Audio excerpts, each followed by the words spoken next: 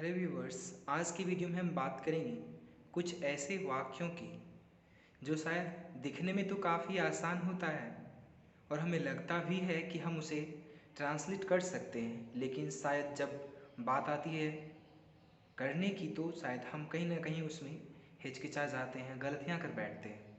तो कुछ ऐसे ही वाक्यों की बात करेंगे आज, जैसे कि फ्रेज का यूज़ करके आप शायद गो ऑन फ्रेज के बारे में सुने होंगे आप। गो ऑन जिसका अर्थ होता है जारी रखना, या फिर इसके बदले आप कीप एक वर्ड होता है उसका भी यूज़ कर सकते हैं एज हेल्पिंग वर्ब के तौर पर। जैसे कि एक सेंटेंस समझिए, मैं पढ़ाता रहता हूँ। मैं पढ़ाता रहता हूँ, इसको कैसे ट्रांसलेट करेंगे?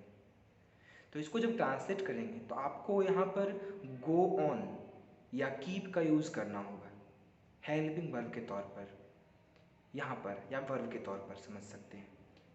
तो जैसे बोल सकते हैं मैं पढ़ाता रहता हूँ, तो हम कह सकते हैं आई गो ऑन टीचिंग। और याद रखिएगा कि गो ऑन या कीप के बाद जो भी वर्ब आएगा ऐसे सेंटेंसेस में, तो हम जो है उसमें वर्ब में आईएनजी भी जोड़ेंगे। जैसे हम कह सकते हैं आई गो ऑन टीचिंग, या चाहे तो हम गो ऑन के बदले कीप का प्रयोग कर सकते हैं आई कीप टीचिंग। या फिर हम कह सकते हैं दूसरा वाक्य, जैसे कि तुम पढ़ते रहते हो, यू कीप ऑन रीडिंग, या यू कीप ऑन स्टडिंग, या फिर यू गो ऑन स्टडिंग। तो समझ सकते हैं आप, स्टडिंग का भी यूज कर सकते हैं या फिर रीडिंग का भी यूज कर सकते हैं। दोनों का सेंस लगभग एक ही होता है, दोनों का प्रयोग एक दूसरे के अल्टरनेट के रूप में हम लोग कर सकते हैं। तो काफ़ी आसान होता है। कुछ और उदाहरण देखते हैं, जैसे राम खेलता रहता है। तब यहाँ पर ध्यान दीजिएगा कि हम सब्जेक्ट के साथ वर्ब के पांचवें रूप को लेंगे, तब हम कहेंगे Ram goes on playing. Go on नहीं कहेंगे, क्योंकि हम सभी जानते हैं कि इंडिफिनिट टेंस में तातेती तो है ही यहाँ पर। तो इंडिफिनिट टेंस में हम लोग जो है बी5 का प्रयोग करते हैं, हम सभी को पता है।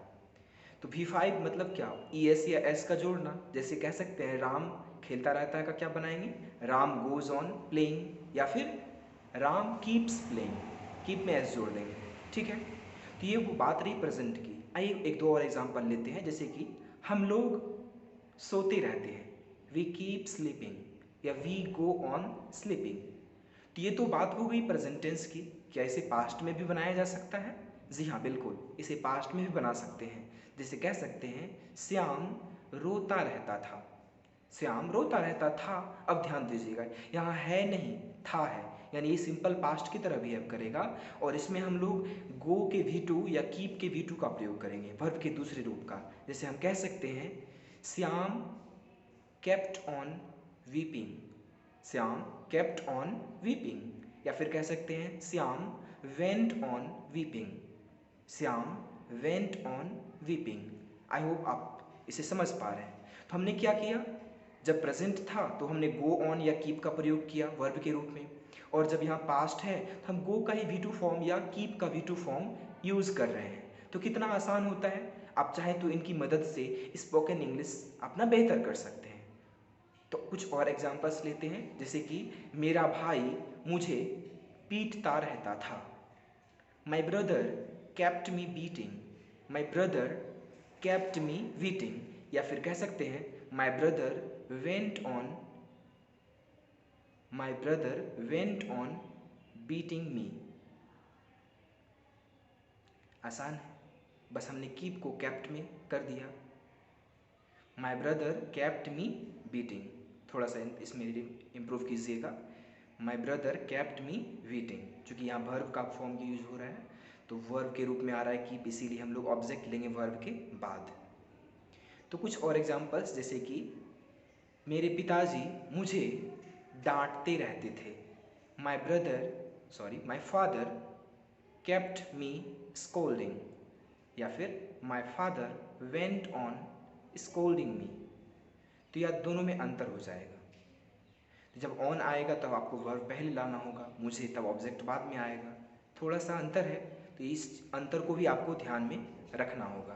तो इन छोटी छोटी चीज़ों को आप ध्यान में रखकर काफ़ी बेहतर कर सकते हैं अपना, आप स्पोकन हो या फिर आप ट्रांसलेशन की बात करते हैं, तो ये काफ़ी आसान चीज़ें होती है।